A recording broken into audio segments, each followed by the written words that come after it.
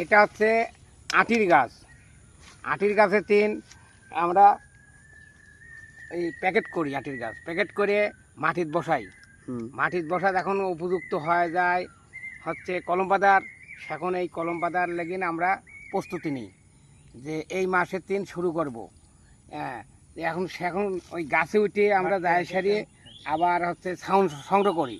ছাউন সংগ্রহ করে আনি সারিয়ে এই আটির গাছ যখন উপযুক্ত হয়েছে সেখন আসছে এইভাবে ধরি ধরি এই থাক মিলাই যে কোন থাকে হবে।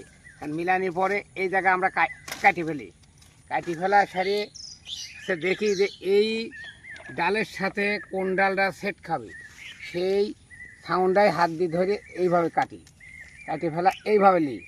এইভাবে নিয়ে এই যেখানে এরমভাবে থাক বানালি, থাক বানা সারি এইভাবে যে খালি ছালটা তুলে আনি, ছালটা তুলে আনি ঠিক আছে। এই যে থাক বানানি এই ছালের মধ্যে বসাই দিয়ে আমরা একটা ফিতা নিলাম। ফিতার নাম হচ্ছে পলিথিন।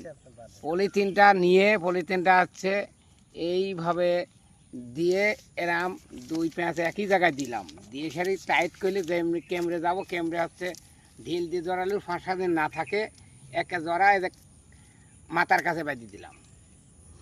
এই হয়ে গেল আপনার কলম। ধন্যবাদ। এবং জাত কাটিমন। কাটিমন জাত, জি। এটা ফলন কেমন? এটা ফলন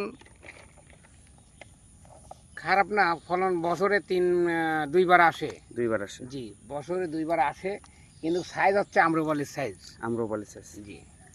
ঠিক আছে।